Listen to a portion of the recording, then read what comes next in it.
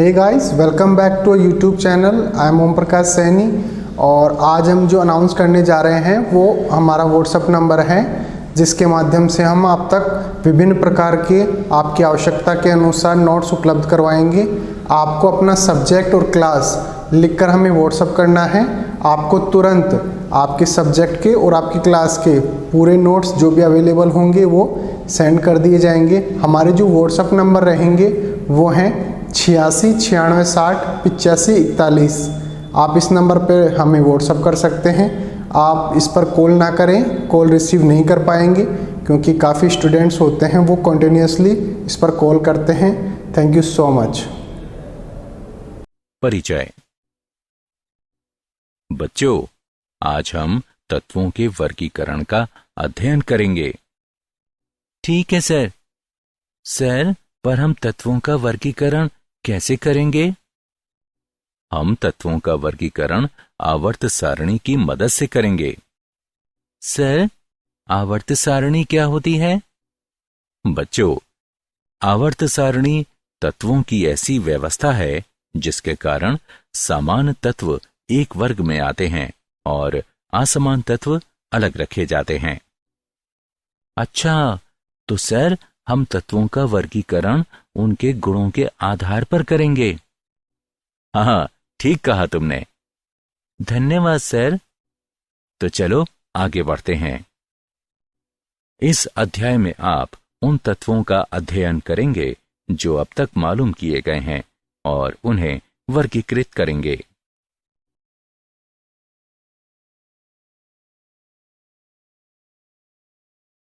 उद्देश्य।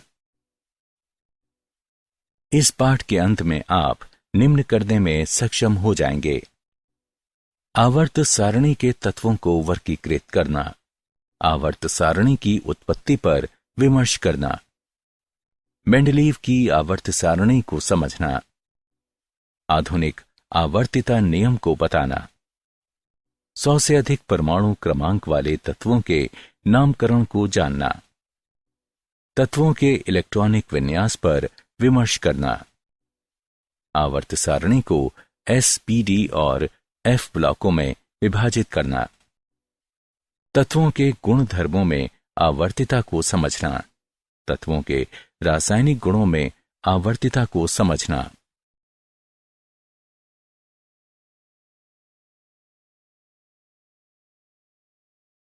हमें तत्वों की वर्गीकरण की आवश्यकता क्यों है? 18वीं शताब्दी के पूर्व कुछ ही तत्वों के बारे में जानकारी थी। समय बीतने के साथ बड़ी संख्या में तत्वों की खोज कर ली गई। वर्तमान में हमें 114 तत्वों के बारे में जानकारी प्राप्त है। अब उन्हें वर्गीकृत करना जरूरी हो गया है। तत्वों के वर्गीकरण ने आवर्त सारणी के गठन की आवश्यकता को जन्म दिया। इस प्रकार आवर्त सारणी को एक ऐसी तालिका के रूप में परिभाषित किया जा सकता है जिसमें सभी प्राप्त तत्वों को उनके गुण धर्मों के अनुसार व्यवस्थित किया गया है, ताकि समान तत्व एक ही ऊर्ध्वाधर कॉलम में आ जाएं और असमान तत्व अलग रखे जा सकें।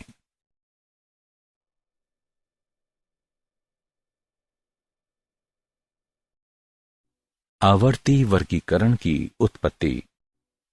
डॉबेराइनर ट्रिक। उन्होंने देखा कि कुछ समान तत्व 3 तत्वों के समूहों में उपस्थित हैं और उन्होंने इसे त्रिक का नाम दिया। इस त्रिक की दिलचस्प विशेषता ये थी कि प्रत्येक त्रिक के बीच वाले तत्व का परमाणु भार शेष दोनों तत्वों के परमाणु भार के औसत मान के लगभग बराबर था। उदाहरण के तौर पर लिथियम, सोडियम और पोटेशियम एक त्रिक का निर्माण करते हैं।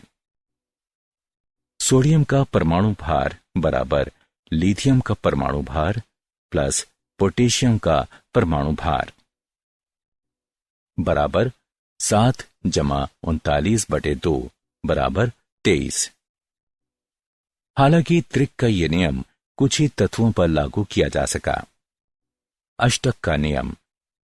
जॉन अलेक्जेंडर न्यूलैंड ने तत्वों को उनके परमाणु भार के बढ़ते हुए क्रम में व्यवस्थित किया और पाया कि दिए गए किसी तत्व से प्रारंभ करने पर आठवें तत्व के गुण पहले तत्व के गुणों के समान थे। निम्नलिखित व्यवस्था अष्टक के नियम को दर्शाती है। अष्टक का ये नियम कैल्शियम के आगे के तत्वों पर लागू नहीं किया जा सकता, यहां तक कि आदर्श गैसों की खोज के साथ आठवां तत्व भी समान नहीं रह गया।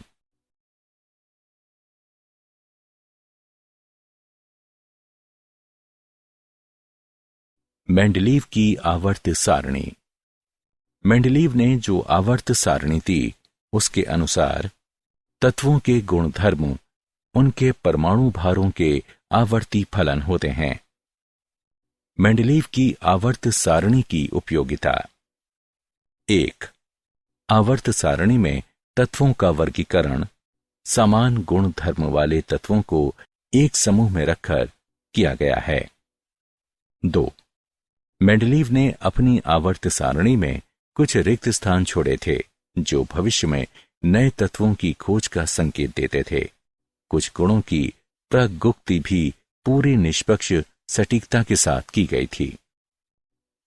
उदाहरण के तौर पर जब उन्होंने अपनी आवर्त सारणी को प्रस्तावित किया था, गैलियम और जर्मेनियम दोनों तत्वों की खोज नहीं हुई थी। मेंडलीव ने इनका नाम क्रमशः एका एल्यूमिनियम और एका सिलिकॉन रखा था। 3. इस सारणी की मदद से कुछ तत्वों के संदेहास्पद परमाणु भारों को ठीक कर दिया गया।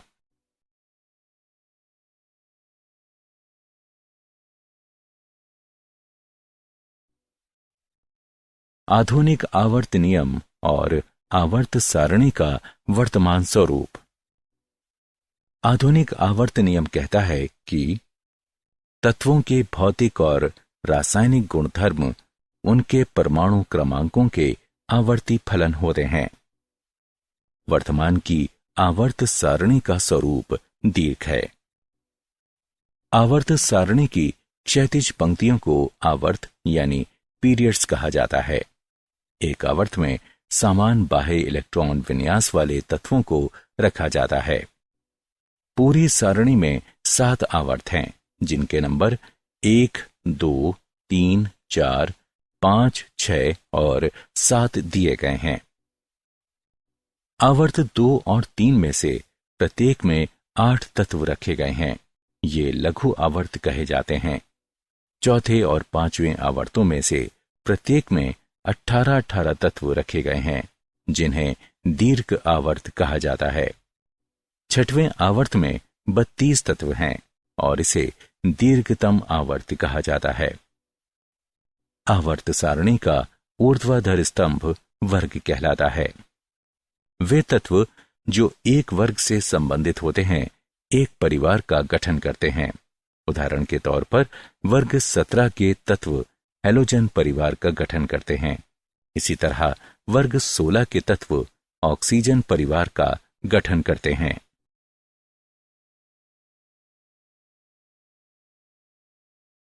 सौ से अधिक परमाणु क्रमांक वाले तत्वों का नामकरण। IUPAC यानी international union of pure and applied chemistry के द्वारा यह निर्णय लिया गया कि तत्वों का एक व्यवस्थित नामकरण 0 और 1 से 9 तक की संख्याओं के लिए संख्यात्मक मूल का प्रयोग करते हुए सीधे तत्वों के परमाणु क्रमांकों के आधार पर किया जाएगा। परमाणु क्रमांकों के विभिन्न अंकों के लिए दिए गए नामों को क्रमशः एक साथ लिखकर अंत में ईएम लगा दिया जाए।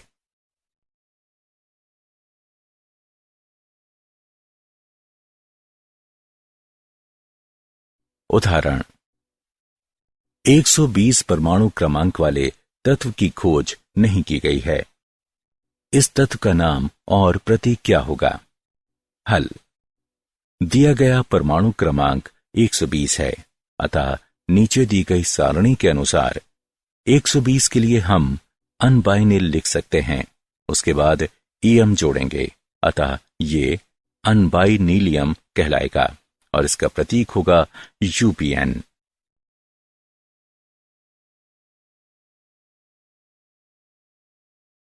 तत्वों का इलेक्ट्रॉनिक विन्यास और आवर्त सारणी। किसी परमाणु के कक्षकों में इलेक्ट्रॉनों की व्यवस्था उसका इलेक्ट्रॉनिक विन्यास कहलाती है। आवर्त की संख्या तत्वों में उपस्थित संयोजी कोश की मुख्य क्वांटम संख्या को प्रदर्शित करती है। आवर्तों में इलेक्ट्रॉनिक विन्यास। प्रथम आवर्त प्रथम ऊर्जा स्तर जो कि n बराबर 1 है, इसमें इलेक्ट्रॉनों के भराव को दर्शाता है। अब इस ऊर्जा स्तर में केवल एक कक्षक होता है, एक s, इसलिए इसमें 2 इलेक्ट्रॉन रह सकते हैं।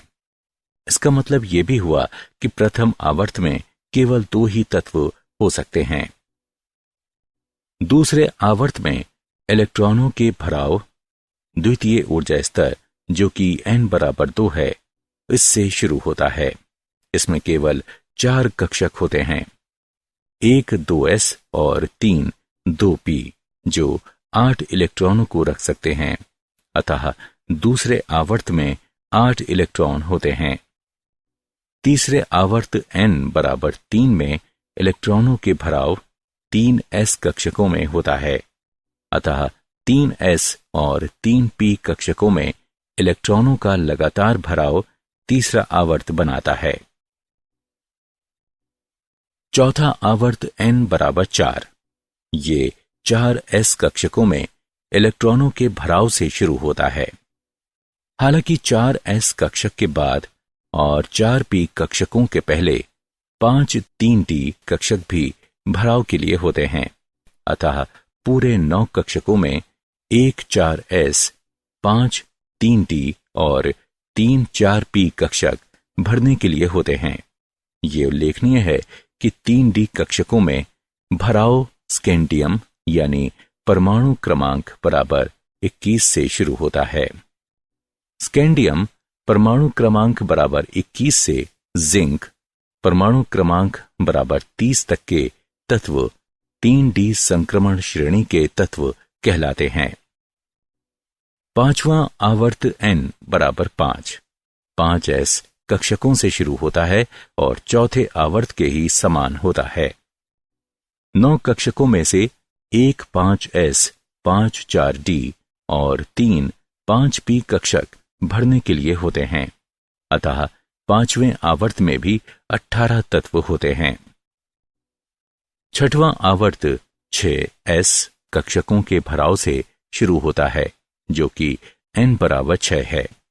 इसमें 16 कक्षक हैं, 1 6s, 7 4f, 5 5d और 3 6p, जिनमें इलेक्ट्रॉनों का भराव अगले ऊर्जा स्तर के शुरू होने के पहले होता है। 4f कक्षकों में भराव सीरियम यानी परमाणु क्रमांक 58 से शुरू होकर ल्यूटीशियम यानी परमाणु क्रमांक 71 पर समाप्त हो जाता है। ये प्रथम f संक्रमण श्रेणी का गठन करता है, जिसे लेंथेनॉइड श्रेणी कहा जाता है। सातवां आवर्त n बराबर 7, 7s कक्षक से शुरू होता है। ये उत्तरोत्तर 7s, 5f, 6d और 7p कक्षकों के भराव को दर्शाता है, पर यह अभी तक अपूर्ण है। वर्तमान में इसमें केवल 19 तत्व हैं। 5f कक्षकों तक भराव थोरियम परमाणु क्रमांक 90 से शुरू होकर लॉरेंशियम परमाणु क्रमांक 103 पर समाप्त हो जाता है। यह द्वितीय f संक्रमण श्रेणी का गठन करता है, जिसे एक्टिनॉइड श्रेणी कहा जाता है। वर्गवार इलेक्ट्रॉनिक विन्यास। एक वर्ग में उपस्थित सभी तत्व समान रासायनिक गुणधर्म प्रदर्शित करते हैं, क्योंकि उनके बाह्यतम कोश में इलेक्ट्रॉनों की संख्या और वितरण एक ही प्रकार का होता है।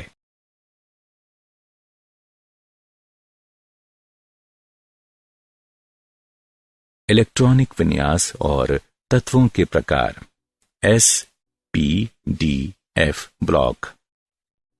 आवर्त सारणी के दीर्घ स्वरूप को 4 मुख्य ब्लॉकों में बांटा जा सकता है। ये ब्लॉक हैं s, p, d, f block. इस वर्गीकरण के दो अपवाद हैं। पहला हीलियम है, जो कि एस ब्लॉक के तत्वों से संबंध को दर्शाता है, परंतु इसे पी ब्लॉक तत्वों के साथ रखा गया है क्योंकि इसका बाह्यतम कोश 1s2 यानी पूरा भरा हुआ है। दूसरा तत्व हाइड्रोजन है। इसमें केवल एक इलेक्ट्रॉन होने की वजह से इसे एस ब्लॉक में रखा जा सकता है और वर्ग 17 के तत्वों की तरह ये एक इलेक्ट्रॉन प्राप्त भी कर सकता है, इसलिए इसे आवर्त सारणी में सबसे ऊपर रखा गया है। एस ब्लॉक तत्व वे तत्व जिनमें अंतिम इलेक्ट्रॉन अपने बाह्यतम ऊर्जा स्तर के एस उपकोश में प्रवेश करता है, एस ब्लॉक तत्व कहलाते हैं। ये ब्लॉक आवर्त सारणी के सबसे बाईं तरफ स्थित है। इसमें वर्ग 1 और 2 के तत्व शामिल हैं। इनके विन्यास सामान्य हैं, जहां n बाह्यतम कोश को प्रदर्शित करता है। वर्ग 1 के तत्व एल्कली धातु और वर्ग 2 के तत्व एल्केलाइन मृदा धातु कहलाते हैं। पी ब्लॉक तत्व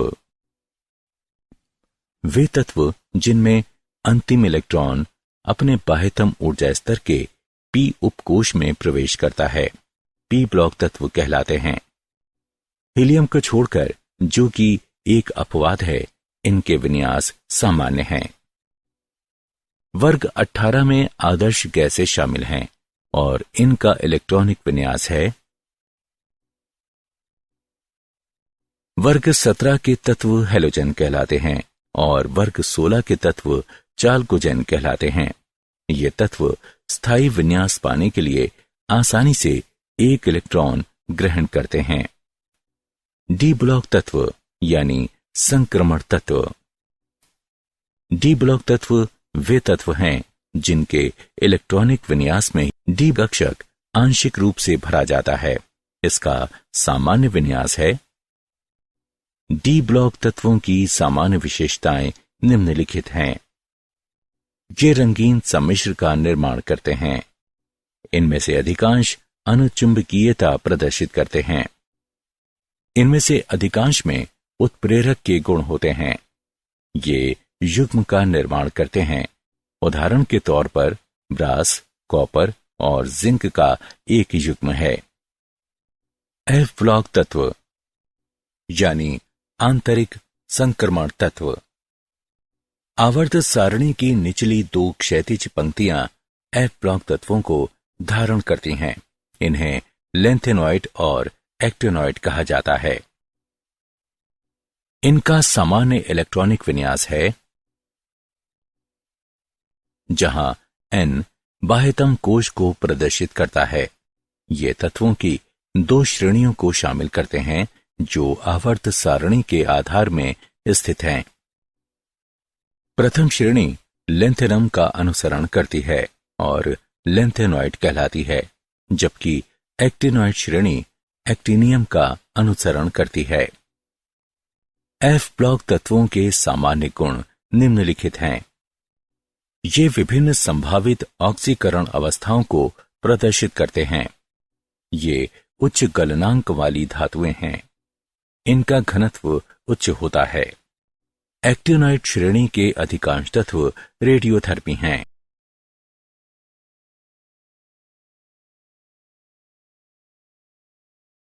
धातु, अधातु और उपधातु। धातुएं ठोस यानी मजबूत होती हैं। धातुएं आघातवर्ध्य और तन्य होती हैं। धातुओं के गलनांक और क्वथनांक उच्च होते हैं। धातुएं ऊष्मा और विद्युत की सुचालक होती हैं। धातुएं पॉलिश करने पर चमक उठती हैं।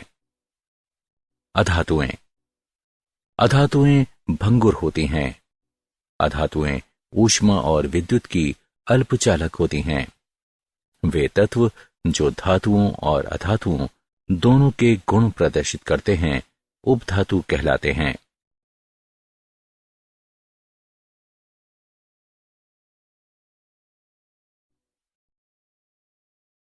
तत्वों के गुण धर्मों में आवर्तिता। भौतिक गुणों की प्रवृत्तियां। क परमाणु त्रिज्या। परमाणु त्रिज्या को परमाणु के नाभिक के केंद्र से इलेक्ट्रॉनों के बाह्यतम कोश के बीच की दूरी के रूप में परिभाषित किया गया है। परमाणु की त्रिज्या को निम्नलिखित कारणों से सही परिकलन संभव नहीं है। अलग किए जाने के लिए परमाणु बहुत छोटा है। किसी परमाणु की प्रायिकता वितरण उसके आसपास उपस्थित अन्य परमाणुओं से प्रभावित हो जाती है। परमाणुओं का आकार एक दूसरे से जुड़ने वाले आबंधों की अवस्था के अनुसार बदल जाता है। यदि सहसंयोजक अणुओं के दो परमाणु एकल बांध द्वारा जुड़े हुए हैं तो हम नापेंगे सहसंयोजक त्रिज्या को। समान परमाणु जो एकल आबंध द्वारा जुड़े हुए हैं उनके नाभिक के केंद्रों के बीच की दूरी के आधे भाग के रूप में परिभाषित किया जाता है। धातुओं के लिए हम धात्विक या क्रिस्टल त्रिज्या को नापेंगे। इसे धातु कोरों के दो संलग्न परमाणुओं के बीच की अंतरानाभिकीय दूरी के आधे भाग के रूप में परिभाषित किया जा सकता है। किसी परमाणु की धात्विक त्रिज्या हमेशा उसकी सहसंयोजक त्रिज्या से बड़ी होती है, क्योंकि धात्विक बंध सहसंयोजक बंध की तुलना में कमजोर होते हैं। आयनी त्रिज्या। जब उदासीन परमाणु इलेक्ट्रॉन लेता या खोता है तो आयन का निर्माण होता है। इलेक्ट्रॉन निकल जाने पर धनायन बनाता है, जबकि इलेक्ट्रॉन मिल जाने पर ऋणायन बनाता है। आयनों के नाभिक के बीच वह प्रभावी दूरी जिसमें वे आयनिक बंध के प्रभाव में रहते हैं आयनिक त्रिज्या कहलाती है। महत्वपूर्ण बिंदु। धनायन की त्रिज्या अपने जनक परमाणु की त्रिज्या से कम होती है। ऋणायन की त्रिज्या अपने जनक परमाणु की त्रिज्या से अधिक होती है। जब आयनों में इलेक्ट्रॉनों की संख्या समान किंतु नाभिकीय आवेश की मात्रा अलग होती है तो ये सम इलेक्ट्रॉनी आयन कहलाते हैं। इन आयनों का आकार नीचे दिए गए क्रमशः है।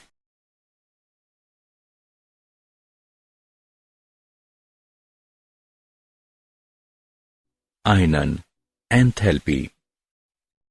विलगित गैसीय परमाणु से बाह्यतम इलेक्ट्रॉन को बाहर निकालने में जो ऊर्जा लगती है उसे तत्व की आयनन एंथैल्पी कहते हैं।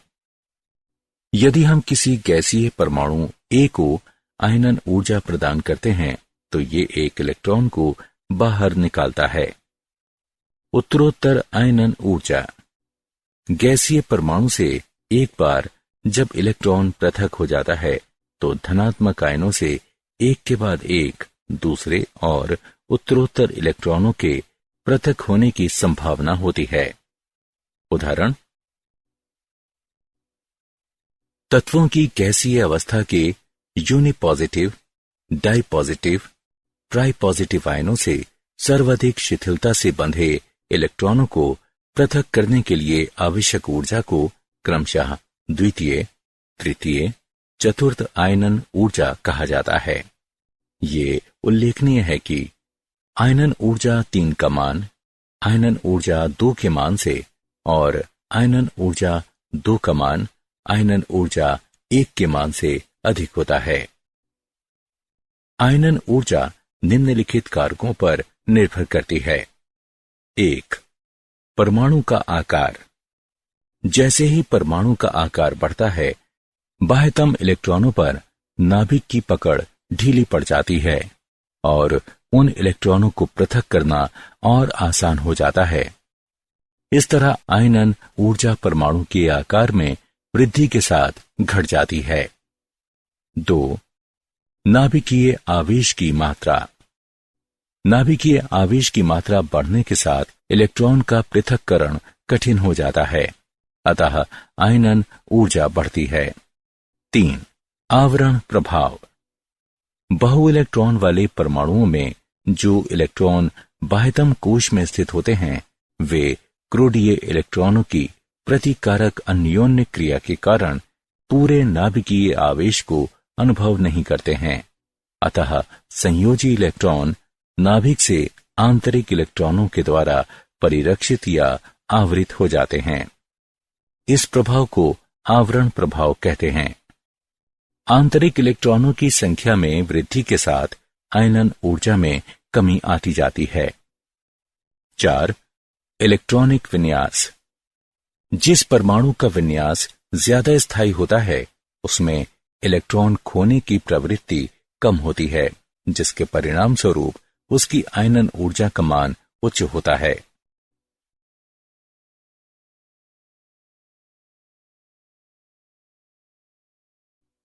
इलेक्ट्रॉन लब्ध एंथैल्पी। इलेक्ट्रॉन लब्ध एंथैल्पी को एक परमाणु या अणु की ऋणायन बनाने की योग्यता के रूप में परिभाषित किया जाता है, जो कि परमाणु या अणु द्वारा एक इलेक्ट्रॉन ग्रहण किए जाने पर निर्मुक्त की गई ऊर्जा के रूप में व्यक्त की जाती है। इस प्रक्रम को निम्नलिखित तरीके से व्यक्त किया जा सकता है। प्रक्रम को ऊष्माक्षेपी या ऊष्माक्षोषी हो सकता है। इलेक्ट्रॉन लब्ध एंथैल्पी को प्रभावित करने वाले कारक। नाभिकीय आवेश। अधिक नाभिकीय आवेश की मात्रा अधिक तेजी से आने वाले इलेक्ट्रॉनों को आकर्षित करेगी और इलेक्ट्रॉन लब्ध एंथैल्पी का ऋणात्मक मान अत्यधिक होगा। परमाणु का आकार। यदि परमाणु का आकार बड़ा है तो नाभिक और अतिरिक्त इलेक्ट्रॉन के बीच की दूरी अधिक होगी और इलेक्ट्रॉन लब्ध एंथैल्पी का ऋणात्मक मान कम होगा। इलेक्ट्रॉन विन्यास। यदि परमाणु का विन्यास स्थायी होता है तो उसमें इलेक्ट्रॉन ग्रहण करने की प्रवृत्ति कम होती है, जिसके परिणाम स्वरूप उसकी इलेक्ट्रॉन लब्ध एंथैल्पी का मान अत्यधिक धनात्मक होगा।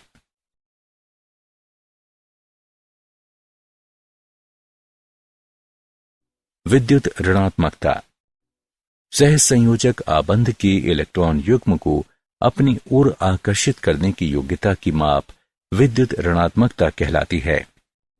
वे कारक जिन पर विद्युत ऋणात्मकता निर्भर करती है वे हैं प्रभावी नाभिकीय आवेश और परमाणु त्रिज्या। अधिक नाभिकीय आवेश अधिक विद्युत ऋणात्मकता, छोटी परमाणु त्रिज्या अधिक विद्युत ऋणात्मकता। सबसे अधिक विद्युत ऋणात्मक तत्व फ्लोरीन है।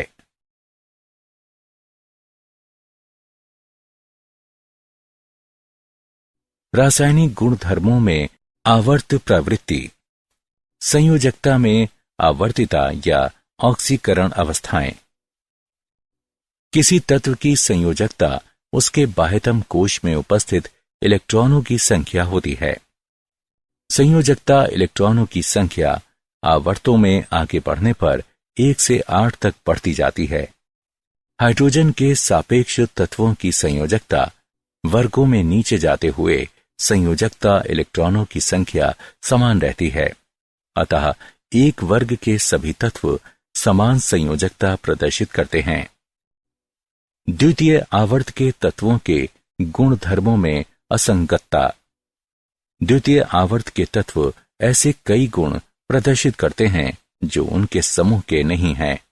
उदाहरण, बेरिलियम और लिथियम के यौगिक सहसंयोजक बंध बनाते हैं। ये गुण एस ब्लॉक के अन्य तत्वों में नहीं पाया जाता। नाइट्रोजन और ऑक्सीजन द्विपरमाणुवीय अणु बनाते हैं, जबकि उनके समूह के अन्य सदस्य बहुपरमाणुवीय अणु बनाते हैं। विकर्ण संबंध। लिथियम, बेरिलियम और बोरोन की विद्युत ऋणात्मकता विकर्ण संबंधों को दिशा देती है। लिथियम आश्चर्यजनक ढंग से मैग्नीशियम से, बेरिलियम एल्यूमिनियम से और बोरोन सिलिकॉन से समानता रखता है। विद्युत ऋणात्मकता आवर्तों में दाएं से बाईं ओर जाने पर बढ़ती है। आवर्त प्रवृत्ति और रासायनिक क्रियाशीलता। एल्कली धातुओं के बीच रासायनिक क्रियाशीलता एक इलेक्ट्रॉन खोकर और धनायन के निर्माण से होती है, जबकि हैलोजन एक इलेक्ट्रॉन प्राप्त कर ऋणायन के निर्माण द्वारा रासायनिक क्रियाशीलता प्रदर्शित करते हैं। रासायनिक क्रियाशीलता आवर्त सारणी के केंद्र में सबसे कम होती है।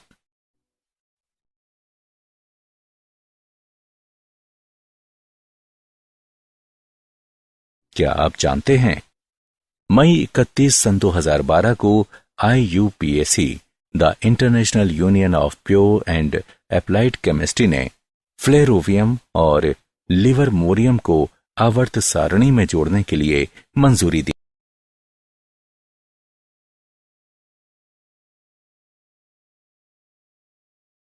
सारांश। आइए हमने जो कुछ सीखा है उसे संक्षेप में दोहराएं। वर्तमान में 114 तत्व ज्ञात हैं।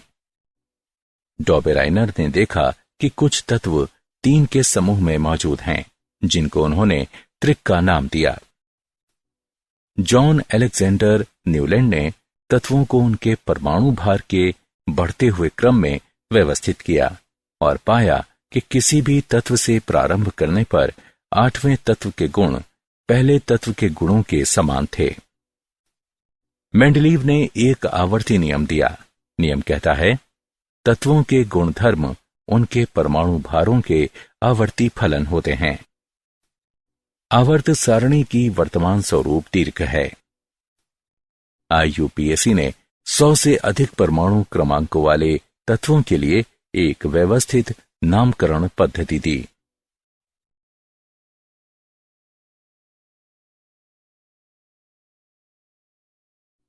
किसी परमाणु के कक्षांकों में इलेक्ट्रॉनों की व्यवस्था को इलेक्ट्रॉन विन्यास कहा जाता है। आवर्त सारणी को 4 ब्लॉकों S, P, D और F में वर्गीकृत किया गया है। किसी तत्व की संयोजकता उसके बाह्यतम कोश में उपस्थित इलेक्ट्रॉनों की संख्या होती है। द्वितीय आवर्त के तत्व ऐसे कई गुण प्रदर्शित करते हैं जो उनके समूह के नहीं हैं। द्वितीय आवर्त के तत्वों का ये गुण असंगत गुणधर्म कहलाता है। लिथियम, बेरिलियम और बोरोन की विद्युत ऋणात्मकता विकर्ण संबंधों का नेतृत्व करती है।